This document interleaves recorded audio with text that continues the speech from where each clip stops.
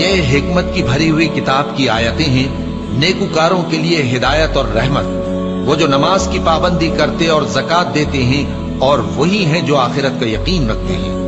यही अपने परवरदिगार की तरफ से हिदायत पर हैं और यही कामयाब हैं। और लोगों में बाज ऐसा है जो बेहुदा हिकायतें खरीदता है ताकि लोगों को बेसमझे अल्लाह के रास्ते से गुमराह करे और उससे हंसी करे। यही लोग हैं जिनको जलील करने वाला अजाब होगा। और जब उसको हमारी आयतें सुनाई जाती हैं तो अकड़ कर मुंह फेर लेता है, गोया उनको सुना ही नहीं। जैसे उसके कानों में सिकल है।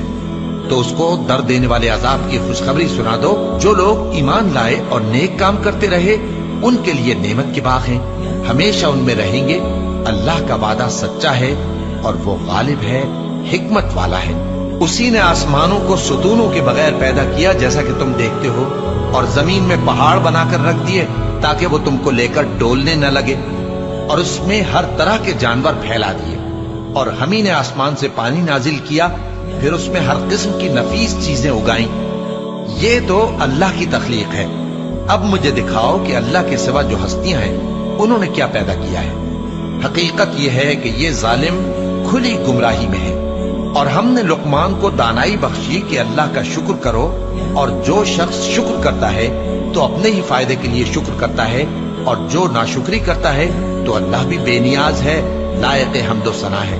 और उस वक्त को याद करो जब लुकमान ने अपने बेटे को नसीहत करते हुए कहा कि बेटा, अल्लाह के साथ शिर्क ना करना, शिर्क तो बड़ा भारी जुल्म है। और हमने इंसान को, जिसे उसकी माँ तकलीफ पर तकलीफ सहकर पेट में उठाए रखती है, फिर उसको दूध पिलाती है, और आखिरकार 2 बरस में उसका दूध छुड़ाना होता है, मैंने ताकीद की है कि मेरा भी शुक्र करता रहे और अपने माँ बाप का भी, कि तुमको मेरी ही तरफ लौट कर आना है। और अगर वो दोनों तुझ पर जोर डालें कि तू मेरे साथ किसी ऐसी चीज को शरीक करे जिसका तुझे कुछ भी इल्म नहीं, तो उनका कहा ना मानना। हाँ, दुनिया के कामों में उनका अच्छी तरह साथ देना, और जो शख्स मेरी तरफ रुजू लाए उसके रास्ते पर चलना।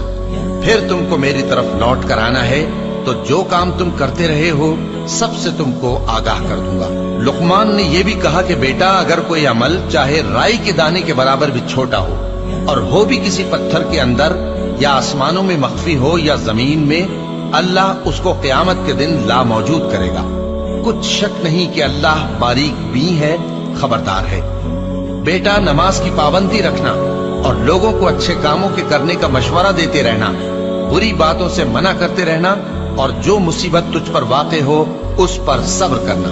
बेशक ये बड़ी हिम्मत के काम हैं। और तकब्बुर करते हुए लोगों के सामने गाल न फुलाना और जमीन में अकड़ कर न चलना, इसलिए कि अल्लाह किसी इतराने वाले शेखी खोरे को पसंद नहीं करता। और अपनी चाल में एतदाल किए रहना, और बोलते वक्त जरा आवाज नीची रखना, क्योंकि बहुत ऊंची आवाज गधों की सी है, और कुछ शक नहीं कि सबसे बुरी आवाज गधों की होती है।